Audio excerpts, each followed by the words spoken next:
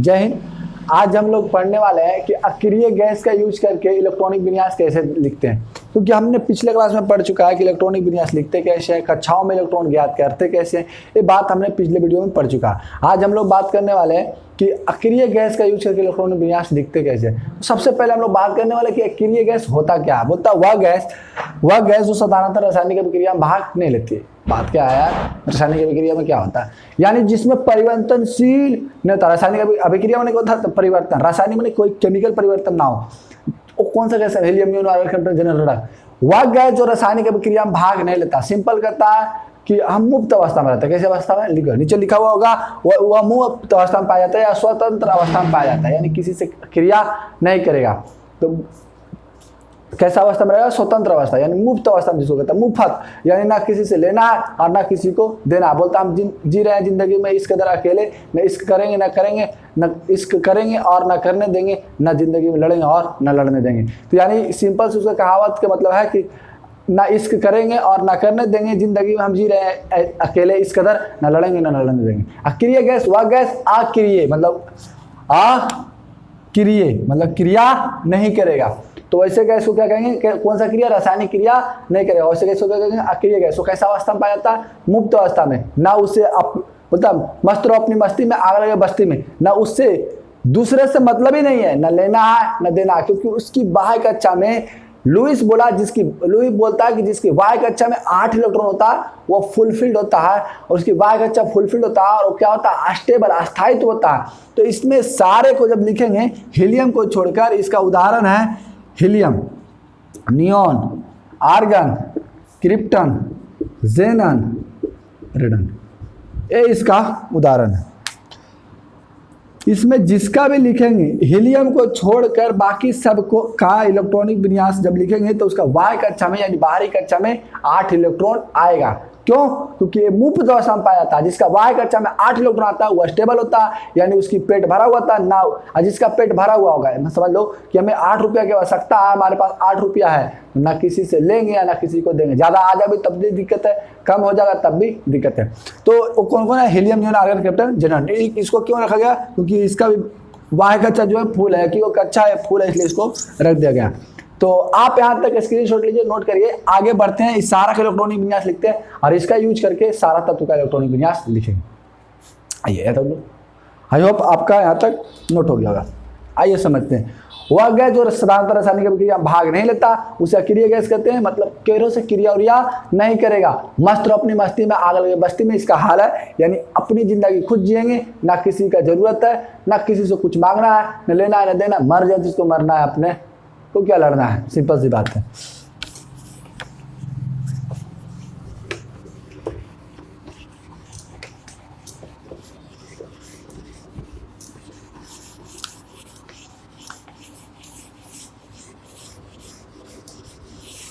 हमें क्रिप्टन तक की आवश्यकता है, क्रिप्टन की भी आवश्यकता नहीं पड़ेगा, आर्गन तक ही पड़ेगा, मगर क्रिप्टन तक हम लोग लिखेंगे। आइए, अक्रिय गैस का इलेक्ट्रॉनिक विन्यास। अक्रिय गैस का इसी में इलेक्ट्रॉनिक कॉन्फ़िगरेशन होता है, इसीलिए चलिए। हीलियम 2 लिखने का तरीका 1:2, नियोन 10 1:2 2:2 2p6। इसका बाहरी कक्षा देखिए, बाह्य कक्षा यानी एल सेल में कितना इलेक्ट्रॉन है? इसका 8 इलेक्ट्रॉन। जो पीछे से पहले आवे उसको बाह्य कक्षा कहते हैं। नियोन के बाद आर्गन 18 1:2 2:2 2p6 3:2 3p6। इसको एम सेल कहेंगे। और इसका एम सेल में देखिए, एम सेल में इसका कितना इलेक्ट्रॉन है? 8 इलेक्ट्रॉन। और जो पीछे से पहले आवे, इधर से जो पीछे से देखने से पहले आवे उसे कौन सा कक्षा करेंगे? वाय कक्षा। इसका वाय कक्षा में कितना? 8 इलेक्ट्रॉन। लुईस बोला जिसका वाय कक्षा में यानी वाय कक्षा में 8 इलेक्ट्रॉन होता है वो अस्थायित्व होता है। क्या होता है? अस्थायित्व होता है। तो अक्रिय गैस कौन सा अवस्था में? मुक्त अवस्था में पाया जाता है, यानी स्वतंत्र अवस्था, ना किसी से लेना ना किसी से देना, ना खाएगा। समझ दो वो वाला कि खाना खा चुका, उसकी पेट भरी हुई है, अगर खिला दोगे तो उल्टी कर देगा। अगर अब उसका खाना मान लो खिला दोगे तो बक देगा बाहर, और न खा सकता है ना, और न उसकी भूख होगी। क्यों? क्योंकि वो खा मतलब इस अवस्था में ना कि वो खाना खा लिया तो उल्टी कर देगा, यानी उसकी भूख नहीं है, वो स्टेबल है। सिंपल सी बात समझो। आइए क्रिप्टन है 36, इसका लिखेंगे तो 1s2 2s2 2p6 3s2 3p6 4s2 4p6। आगे क्रिप्टन का जनरल लिखेंगे तो 5s2 5p6 आएगा।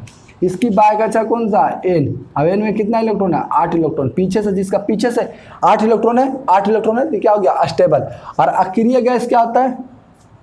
अक्रिय गैस क्या होते हैं? अक्रिय गैस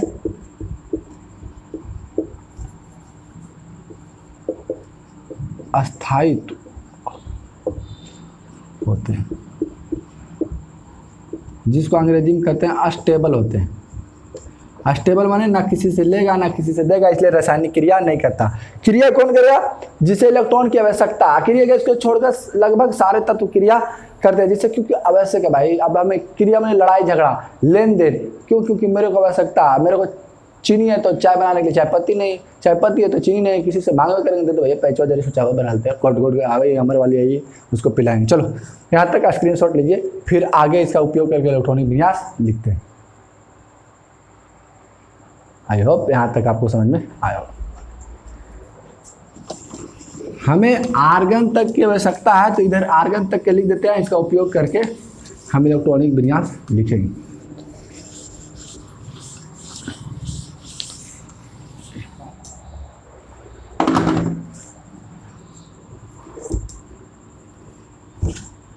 हीलियम 1s, हीलियम का neon 1s2 2s2 2p6, neon के बाद argon 1s2 2s2 2p6 3s2 3p6। आइए इसका उपयोग करके इलेक्ट्रॉनिक विन्यास लिखेंगे। सबसे पहला तत्व हाइड्रोजन को लेते हैं। किसको? हाइड्रोजन। हाइड्रोजन का एटॉमिक नंबर कितना होता है? अक्रिय गैस का प्रयोग करके हम लिखेंगे। हाइड्रोजन का कितना होता है? 1 अब मिनिमम कितना है? हीलियम में 2, यानी 2 से अधिक। अक्रिय गैस का यूज करके लिखने का तरीका है कि जो भी करीब है अपना करीब वाला को चुने। जैसे 11 है तो किसको चुना? 10। अब पहले वाला ले, बाद वाला नहीं लेंगे। पहले मतलब जो करीब में पहले आता है, जैसे 11 है तो उसके पहले अक्रिय गैस कौन आता है? नियॉन 10।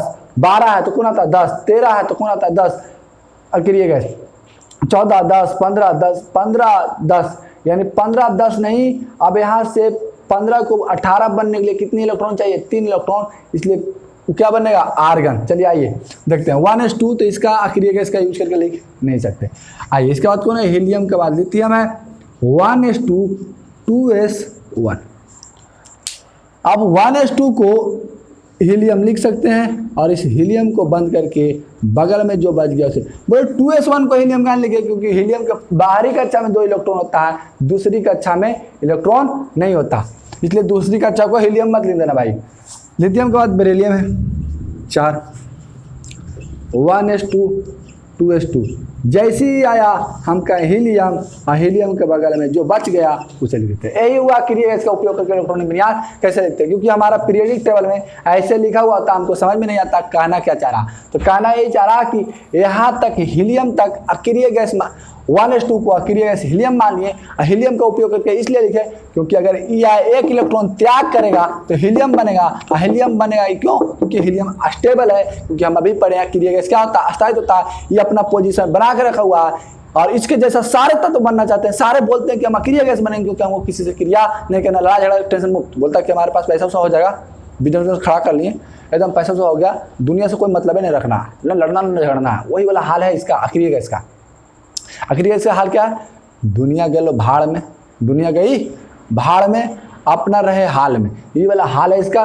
तो ये भी सोचा कि लिथियम सोचा कि हम देखो हमारे पास है 3 इलेक्ट्रॉन और कोई हमको, हमारे पास है 3 इलेक्ट्रॉन और कोई हमको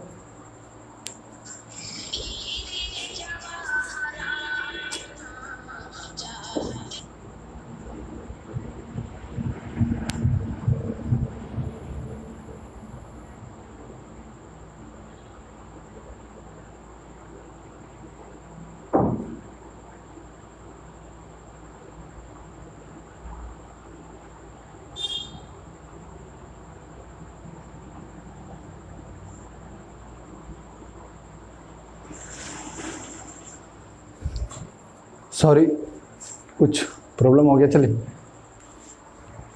हाँ, तो लिथियम क्या करता है कि हमारे पास 3 इलेक्ट्रॉन है और हमारा कोई बाहर में 1 इलेक्ट्रॉन है, तो हमें कोई 7 को नहीं दे सकता। पीछे से देखने पर कितना ना चाहिए 8।